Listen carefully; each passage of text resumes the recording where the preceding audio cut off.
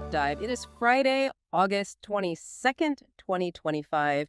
We're here to give you that sharp, focused insight into yesterday's market action. That's Thursday, August 21st. And look, it's Friday. Risk appetite might be looking at the clock, but let's give it something smarter to chew on than just counting down the hours. So, big story yesterday. Well, it felt like a real shift, didn't it? Investors seem to be reevaluating things, especially in equities, a kind of great rotation, maybe. We're going to unpack what drove those moves.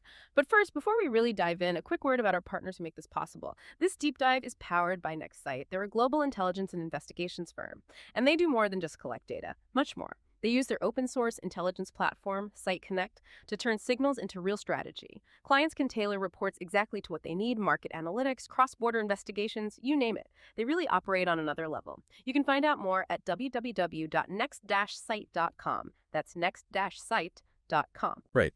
And our mission today really is to distill the key takeaways from yesterday's brief. We saw global risk sentiment weaken quite clearly on August 20th, and that carried into the 21st. A lot of it was driven by investors rotating out of tech names that felt, well, maybe a bit richly valued.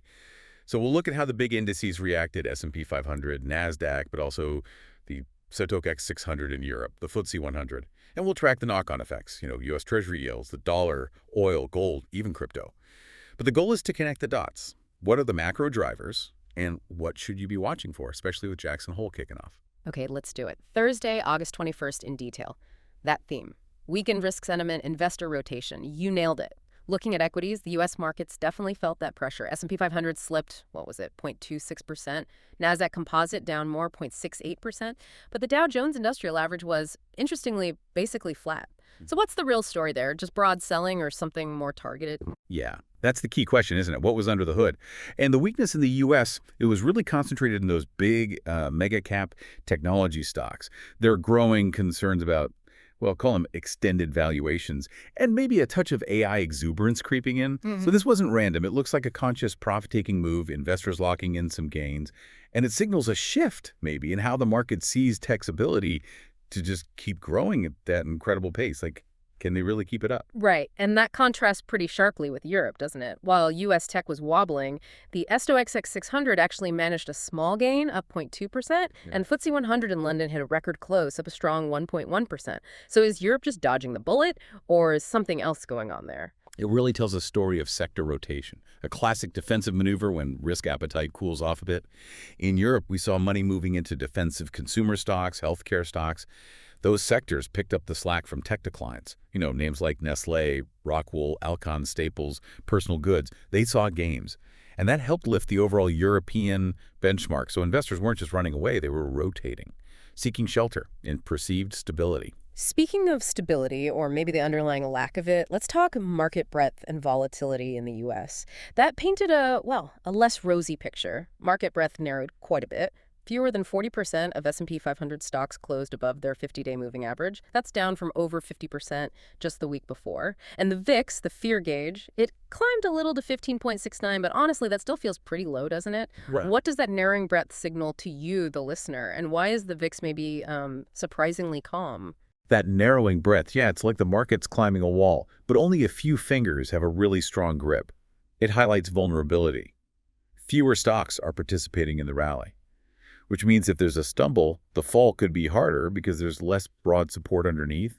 It definitely flags a de-risking vulnerability. And the VIX being relatively subdued, even with all this macro uncertainty floating around, well, it suggests potential complacency. It kind of hints that maybe the market isn't fully pricing in the risks out there, which, could mean bigger swings later if sentiment shifts suddenly. Okay, so money moving out of growthy tech. Where did it go? Looks like bonds got some attention. U.S. Treasury yields drifted lower yesterday. The 10-year note yield ended at 4.29%, down 1 basis point, and the 2-year yield slipped 2 basis points to 3.73%. Right, and what that resulted in was a slight flattening of the yield curve, about 1 basis point. Specifically, the two S10s curved the gap between the 2-year and 10-year yield flattened to around minus 56 basis points. Now, why does this matter to you? Well, a flattening curve often suggests investors are pricing in slower economic growth ahead. And crucially, it implies they're anticipating potential rate cuts from the Fed. The market's actually pricing in about 25 basis point cuts by the end of the year now. That's a significant expectation. How did European bonds react? Did they follow suit? The German 10-year bond yield, for example, actually went the other way, rising about 2.5 basis points to 2.75%. Yeah, the different story there, but just as a telling. Euro area yields firmed up. There was speculation the European Central Bank, the ECB, might actually delay its own rate cuts.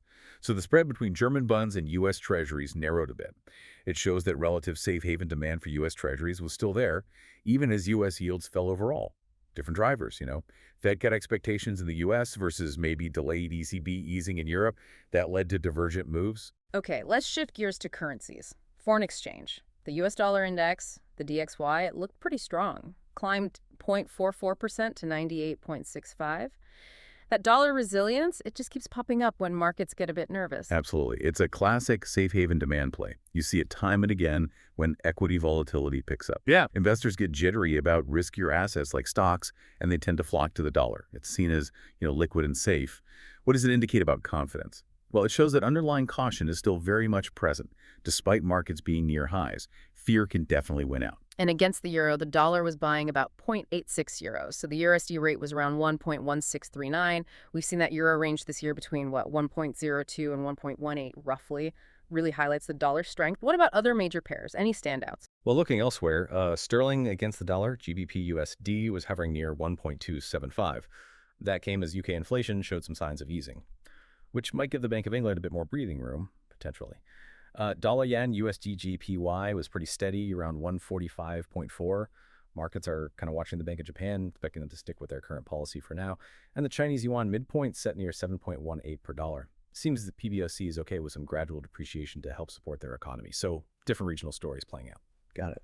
Let's move to commodities. Energy saw a real jump. Oil prices were up significantly. Brent crude up 1.6%, WTI up 1.4%. Brent closed near US $66.84 barrel, WTI at US $63.21. What was behind that surge? Two main things lit a fire under oil prices yesterday. First, U.S. crude oil inventories had a surprise drop, a big one, down 6 million barrels. That was more than double what analysts expected. Huge signal of stronger than anticipated demand. Second, you've got markets weighing the risk of supply disruptions. There's renewed uncertainty around the Ukraine peace talks, adding that geopolitical risk premium back in. Plus, refinery usage is still really high, over 94%. That also points to strong underlying demand. Okay, strong demand for oil. But what about gold? Our usual safe haven. It actually eased back a bit, down 0.2% to around US $3,338 an ounce. Why the pause for gold when the dollar, another safe haven, was gaining ground? Yeah, gold's pause is interesting. It feels like traders are just holding their breath. Everyone's waiting for signals from Fed Chair Powell at Jackson Hole. That's the main event right now for gold. Will he sound dovish, hinting at cuts sooner? That could boost gold. Or will he stick to the restrictive for longer script? That might weigh on it. It's all about reading those central bank tea leaves. Elsewhere in metals, copper was pretty flat, around $4.44 a pound. Silver actually gained a bit, up over 0.5% to $38.11 an ounce. So a bit mixed there. All right, let's quickly touch on crypto before we look ahead. Modest gains in the majors. Bitcoin up about 0.3% to roughly US $113,500. Ether had a better day, up almost 2.9% to around US $4,290. What's the underlying story here? Well, beyond the daily price moves, what's key is that these benchmark prices are important. They underpin the CME crypto futures contracts and a growing number of ETFs. We're still seeing modest money flowing into those spot Bitcoin ETFs. And open interest in the CME crypto futures is still elevated. To me, that reflects continued institutional participation. It's not just retail anymore. Bigger players are involved and staying involved. Plus, keep an eye on the SEC. They're still evaluating several Ether futures ETFs. Decisions are expected this fall, which could be another catalyst. And one last market snapshot, real estate. Mortgage rates are always a big topic. The 30-year fixed rate in the U.S. averaged 6.58% for the week ending yesterday, August 21st, unchanged from the week before. Exactly. And while that 6.58% is down just slightly from maybe a month ago when it was near 6.7%, it's still very high historically, near multi-decade highs. What does this mean for housing? Well, it continues to put a real damper on affordability. High rates mean high monthly payments. That prices a lot of potential buyers out, slows down sales activity. Don't expect a big housing rebound until those rates come down meaningfully. It's a major headwind. Okay, so that's the lay of the land from yesterday. Let's talk implications, the so what, and the road ahead. The big thing everyone's watching is Jackson Hole. Started today, runs through Sunday, investors hanging on every word from Powell and other central bankers looking for clues on rate cuts. And adding to the mix, we got U.S. jobless claims data yesterday. They rose to 235,000, the biggest jump in 3 months. How do these pieces fit together? We've got Jackson Hole ambiguity and signs of a softer labor market. It's a really interesting mix, isn't it? That rise in jobless claims, it definitely adds to the picture of a cooling labor market. And that naturally reinforces the market's hope or expectation for Fed rate cuts later this year. But then you have the Fed itself. Remember, the July meeting minutes released just Wednesday. Officials sounded worried about inflation sticking around. They talked about being willing to stay restrictive for longer. So how do you reconcile that? You've got a Fed signaling caution, maybe hawkishness, but data suggesting the economy might need cuts soon. It's a real tension, a tug of war between the Fed stance and market hopes. And looking ahead, next week is packed with more data.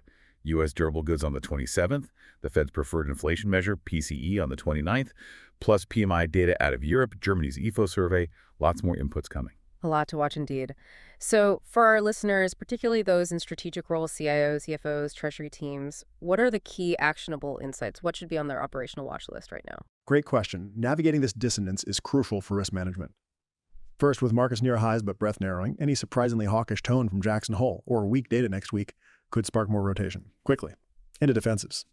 So for CIOs, watch that 2S10 yield curve spread closely and listen carefully to the Jackson Hole messaging. It directly impacts your rate-sensitive positioning. Hawkish surprise could reprice bonds fast. For CFOs and treasurers, funding costs are still biting. Corporate borrowing and mortgage rates like that, 6.58%, they're high.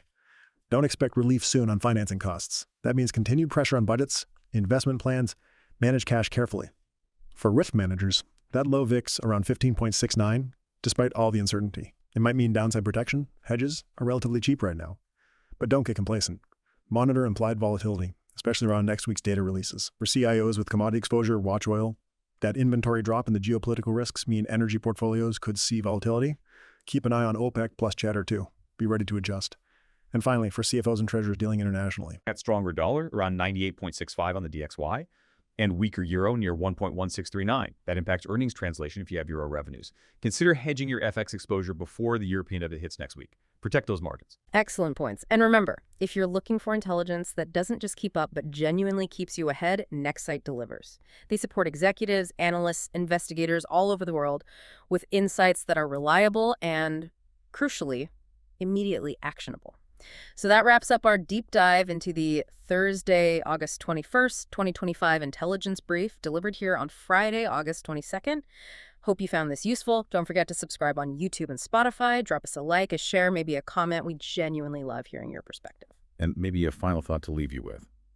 Given this strange market state, high valuations here, defensive rotation there, central banks talking tough but markets expecting cuts, what does that dissonance, that gap between market positioning and central bank talk imply to you? What surprising shifts might be lurking just around the corner in the coming weeks? And how might you prepare your own financial view for whatever comes next? Something to chew on over the weekend. May your Friday be more bullish than your calendar.